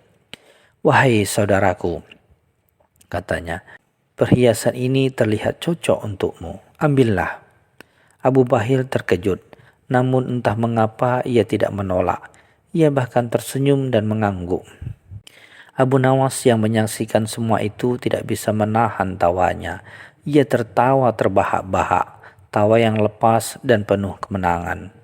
Abu Jahil dan Abu Bakhil yang masih di dalam pengaruh keajaiban kurma ikut tertawa bersamanya. Entah mengapa merasa senang. Mereka belum menyadari bahwa mereka telah tertipu oleh Abu Nawas dengan sebutir kurma kering. Abu Nawas telah menukar kesombongan Abu Jahil dan kekikiran Abu Bakhil, setidaknya untuk hari ini. Dan pelajaran itu, walau datang dari sebuah lelucon, akan selalu terukir di hati mereka.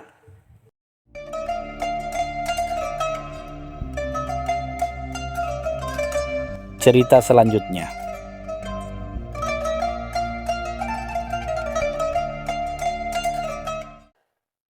Di sebuah kedai kopi yang ramai di Baghdad, tempat aroma kopi Arabica bercampur dengan hiruk-pikuk obrolan pedagang, duduklah Abu Nawas dengan senyum simpulnya yang penuh misteri. Matanya tak lepas dari dua sosok yang kontras, namun sama-sama dikenal seantero Baghdad.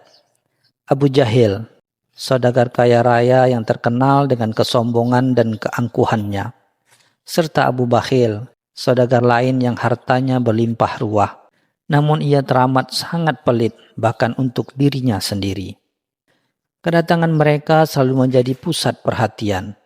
Abu Jahil dengan jubah sutra mencolok dan permata yang berkilauan di jari jemarinya selalu berbicara keras memastikan semua orang tahu betapa makmurnya dia.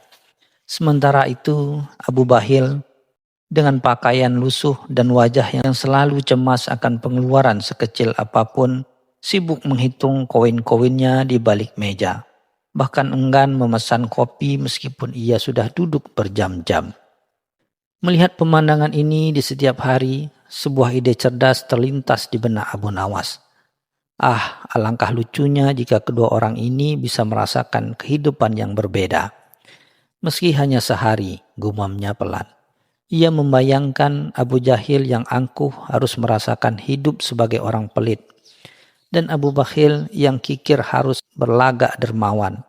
Ia pasti akan menjadi tontonan yang tak terlupakan. Dengan senyum yang semakin lebar, Abu Nawas mulai menyusun rencana. Ia tahu bahwa tidak mudah membuat kedua orang keras kepala ini menuruti keinginannya.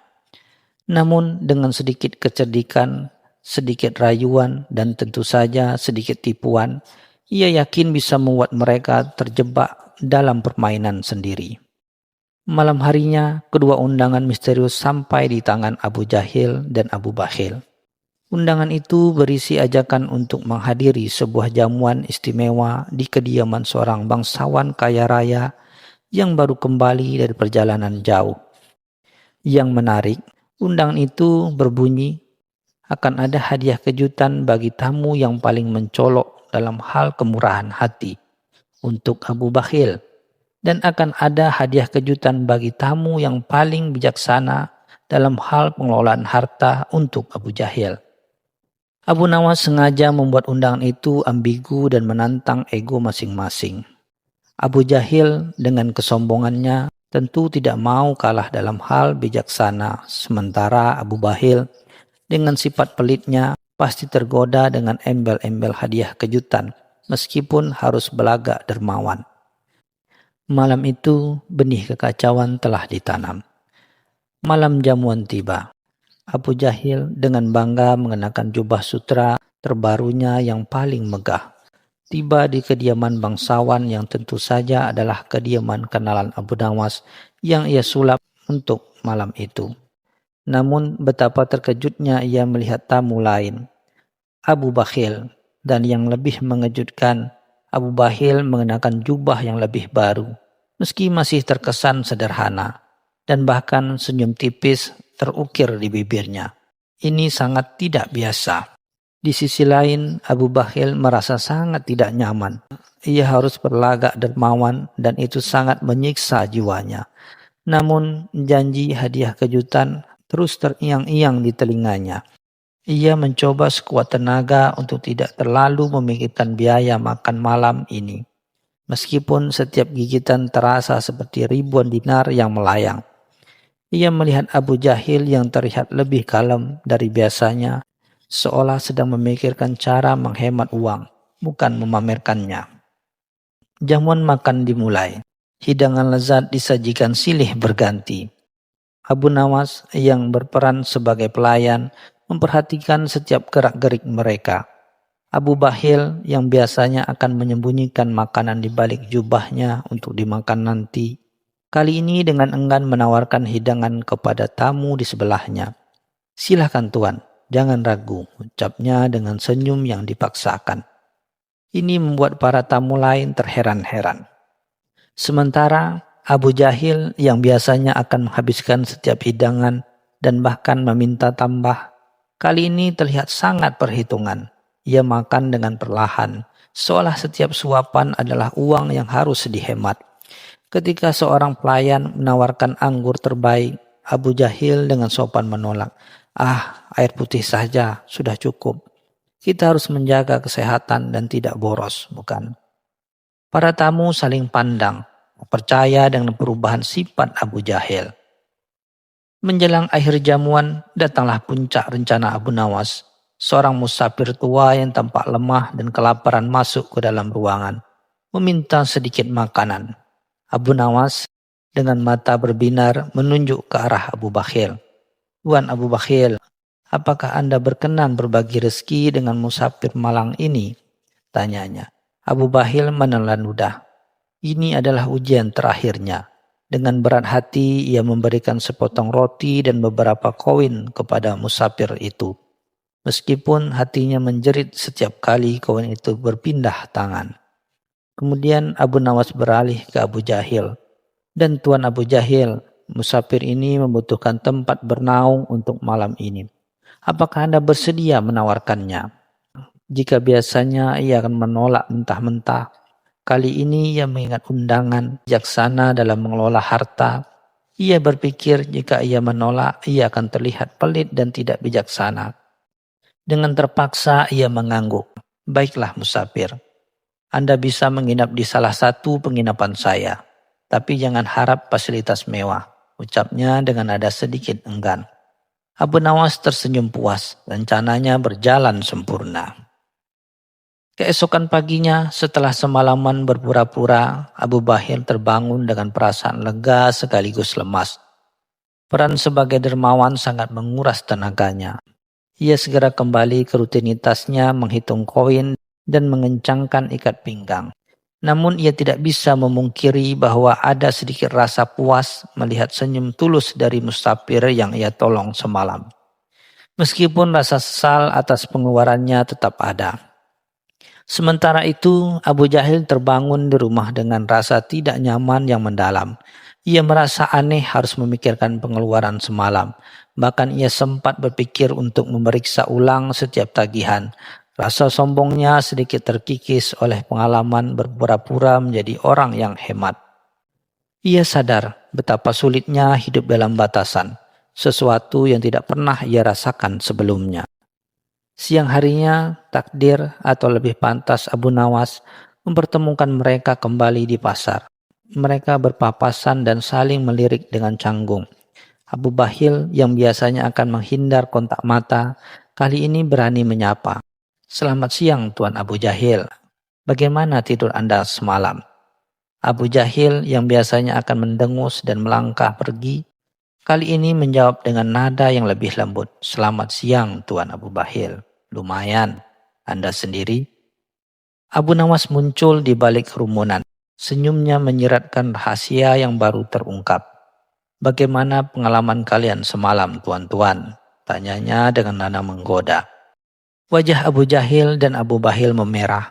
Mereka tahu bahwa Abu Nawas adalah dalang di balik semua ini. Abu Nawas kemudian menjelaskan seluruh rencana dan tujuannya.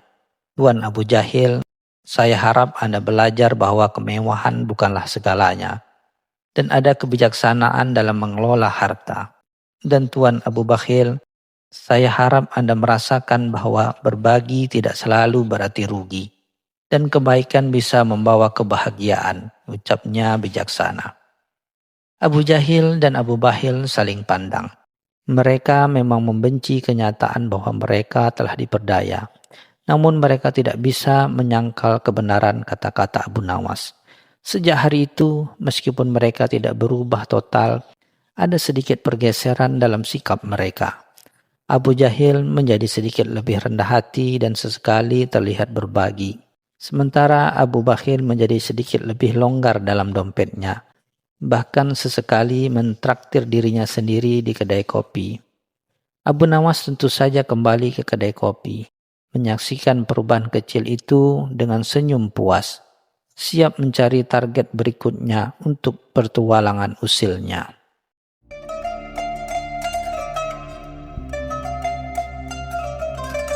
Cerita selanjutnya.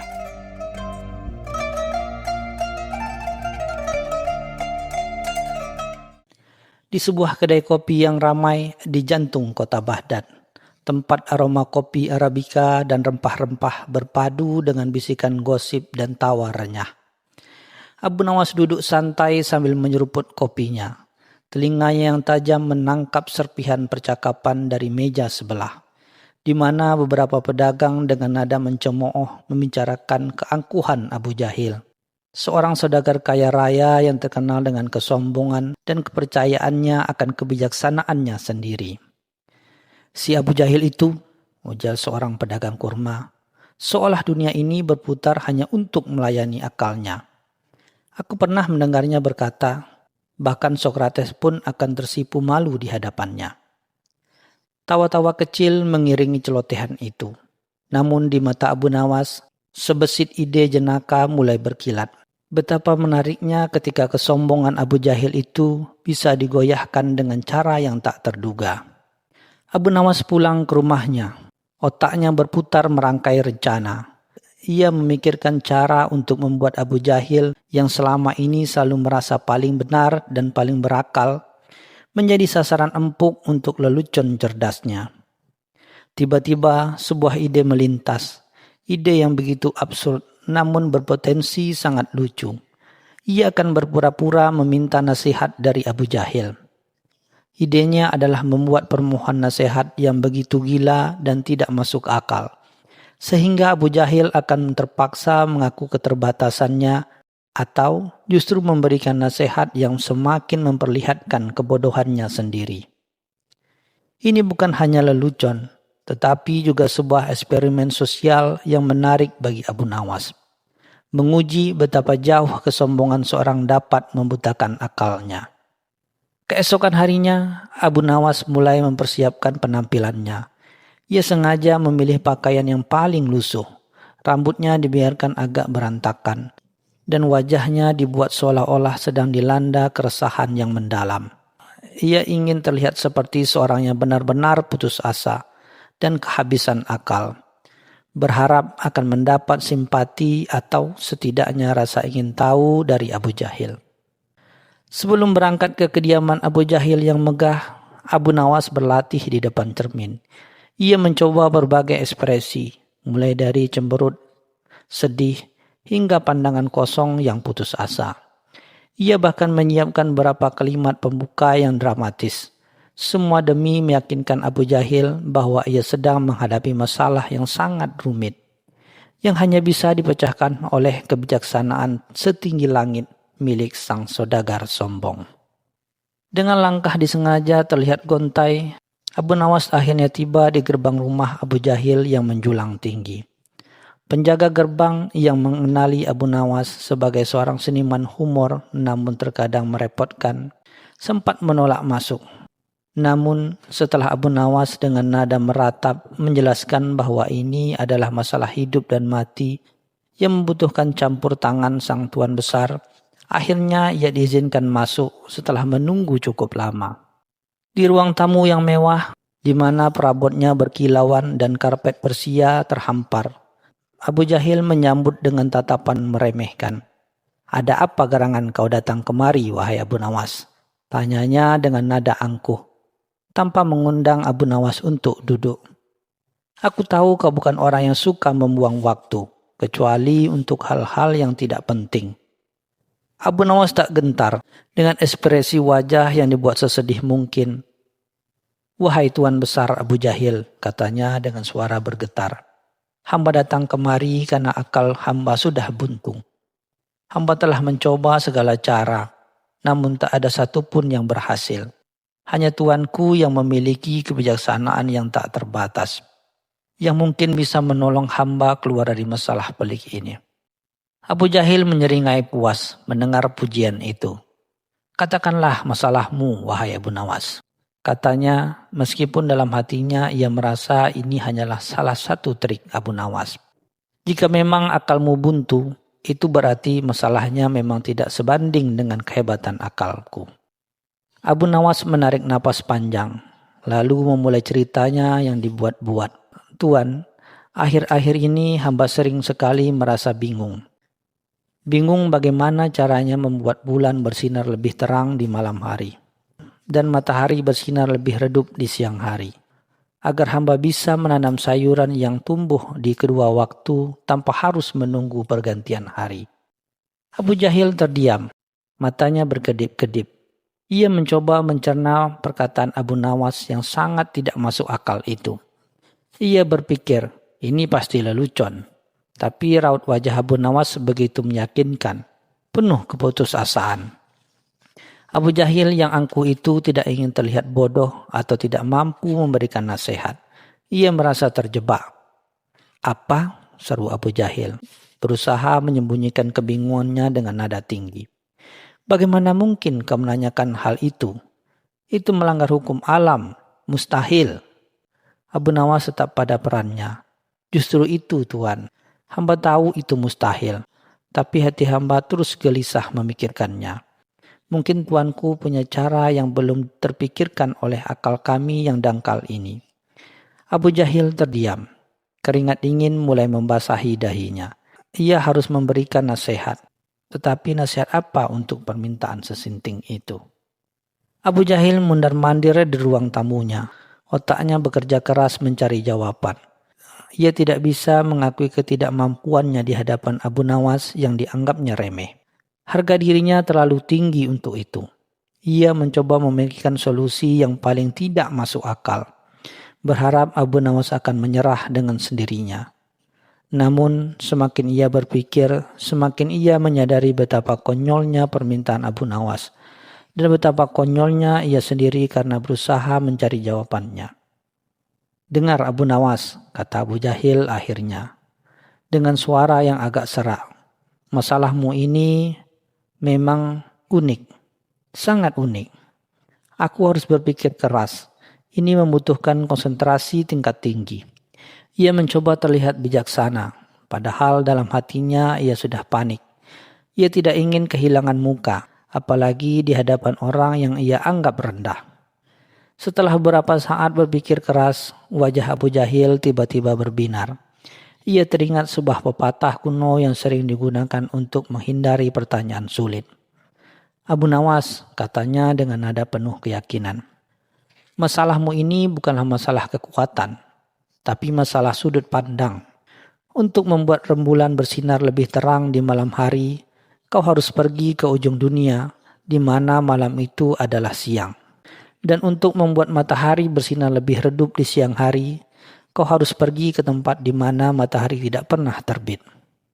Abu Nawas dengan ekspresi polos yang menutupi geli hatinya, mengangguk-angguk seolah-olah memahami. Oh, jadi begitu, tuanku. Itu adalah nasihat yang luar biasa. Hamba tidak pernah memikirkannya sejauh itu. Abu Jahil membusungkan dadanya, merasa berhasil menipu Abu Nawas dengan nasihat absurdnya. Ia mengira telah memenangkan perdebatan tanpa harus mengakui kebodohannya. Terima kasih Tuan Abu Jahil, kata Abu Nawas sambil berdiri dan membungkuk hormat. Nasihat tuanku benar-benar membuka mata hamba. Hamba sekarang mengerti bahwa untuk memecahkan masalah yang paling mustahil sekalipun, kita tidak perlu memiliki akal yang luar biasa, melainkan hanya perlu mengetahui cara untuk tidak menyentuh masalah itu sama sekali, dan mengalihkannya ke tempat lain yang tak terjangkau akal manusia. Abu Jahil tertegun. Ia menyadari bahwa Abu Nawas tidak hanya memahami ironi di balik nasihatnya, tetapi juga berhasil membalikkannya, menjadikan nasihatnya sendiri sebagai bukti kebodohannya. Wajah Abu Jahil memerah padam.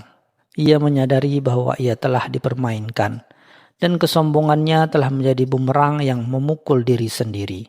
Sementara Abu Nawas dengan senyum tipis di bibirnya melenggang pergi, meninggalkan Abu Jahil yang termenung dalam keheningan yang penuh dengan tamparan ironi. Alkisah di kota Baghdad yang ramai, terik matahari siang menyorot tajam.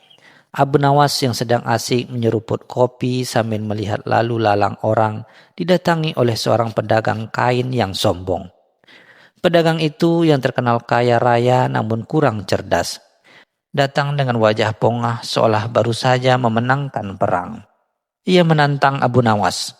"Wahai Abu Nawas, kudengar engkau adalah orang pintar di Baghdad. Mari kita adu kepintaran. Aku akan memberimu satu tantangan yang paling mustahil. Ukurlah bayanganmu sendiri sambil berjalan. Jika kau gagal, maka engkau harus mencium kakiku di depan seluruh pasar." Abu Nawas tersenyum tipis. Ia tahu betul ini bukan tantangan biasa, melainkan jebakan untuk mempermalukannya. Bayangan adalah suatu yang terus bergerak dan berubah ukuran. Mustahil diukur dengan cara yang diminta. Namun Abu Nawas menerima tantangan itu dengan syarat. Jika ia berhasil, maka pedagang sombong itu harus menghadiahkannya sepotong kain sutra termahal miliknya.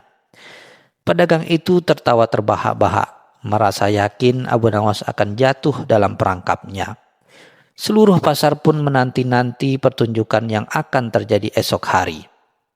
Keesokan paginya matahari mulai naik dan kerumunan orang berkumpul di lapangan utama. Pedagang kain itu membawa gulungan kain sutra yang sangat mahal, siap untuk mengolok-olok Abu Nawas. Namun Abu Nawas datang dengan perlengkapan yang sangat aneh. Bukannya membawa meteran atau tali pengukur, ia membawa sebuah tongkat panjang, satu kendi berisi air, dan sebutir telur ayam rebus. Kerumunan berbisik-bisik, bingung dengan tingkahnya. Pedagang itu mengejek, "Apa kau akan mengukur bayangan dengan telur rebus, Abu Nawas?" Abu Nawas mengabaikan ejekan itu. Ia meletakkan telur rebus di bawah pohon, lalu mulai mengelilinginya dengan tongkat. Ia mencatat sesuatu di atas pasir dengan ujung tongkatnya, lalu meminum sedikit air dari kendi. Kerumunan semakin bingung dan mulai menertawakannya. Bahkan beberapa orang mulai berteriak, "Abu Nawas gila. Bagaimana mungkin ia mengukur bayangan sambil berjalan jika ia hanya berputar-putar di satu tempat?" Pedagang itu pun merasa sudah menang, siap untuk menuntut Abu Nawas mencium kakinya.